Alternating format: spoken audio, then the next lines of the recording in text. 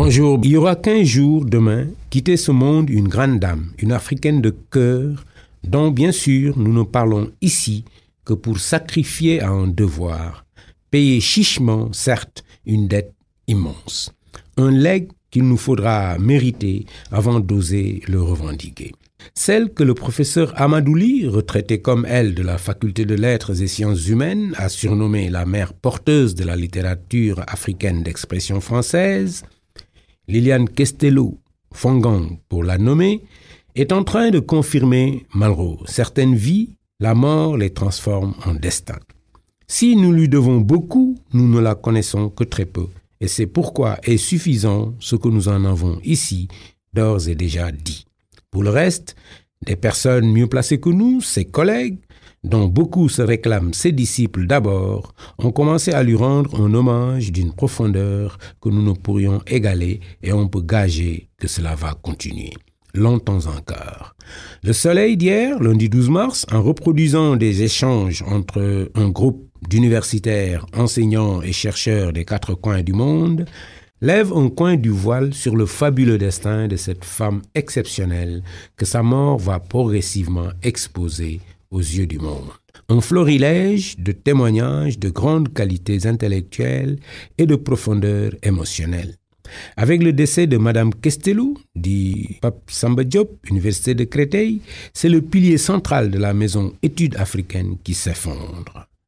Quelle tristesse! Je suis l'un des plus vieux disciples d'Extrême-Orient de la défunte, renchérit Kunio Tsunekawa, professeur émérite à l'université Hitotsubashi du Japon, puisque j'ai découvert, au milieu des années 60 à Paris, son livre monumental « Les écrivains noirs de langue française, naissance d'une littérature ». Nous perdons une grande dame, une amie, chérissons son souvenir et rappelons-nous son énergie sauvage en même temps que sa générosité. Professeur Anne Douer Bani, doyenne de la faculté des lettres, Université catholique de Paris. Si Liliane est la pionnière qui a joué un rôle primordial dans la découverte et la diffusion de la littérature d'expression française hors de l'Hexagone, la grande spécialiste des épopées africaines universellement connue a été, pour une bonne majorité de notre génération, l'un de nos grands maîtres. Professeur Clément Baum, Brooklyn College and Graduate Center. L'entreprise de fondation de la littérature négro-africaine, celle des pionniers de la négritude, n'aurait pas connu l'éclat qui est le sien sans le concours permanent, viscéral, fraternel de Liliane Kestello, Abdourahmane Waberi, Université George Washington. Tous ces hommages rejoignent et se confondent avec ce dernier de Daniel Maximin que nous choisissons de reprendre dans sa totalité. Liliane Kestello transmettait si passionnément et comme depuis toujours ses éclairages sur les cultures et les littératures dites noires, nègres, d'expression française pré- ou post-coloniale, africaine, antillaise, francophone, et avec tant de flamme qu'on pouvait la croire immortelle.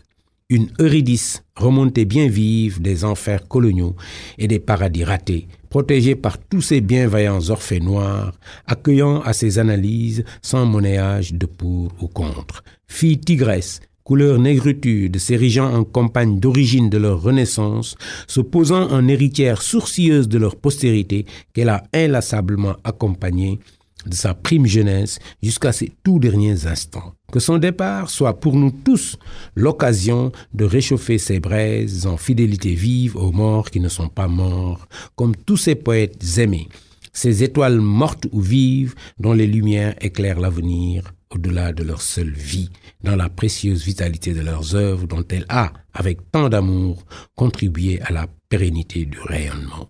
Fin de citation.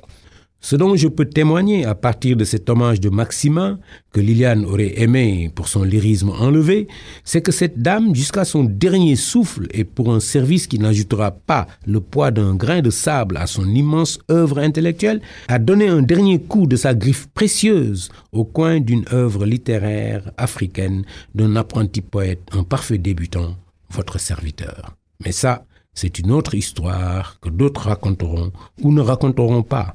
Une belle histoire, cependant.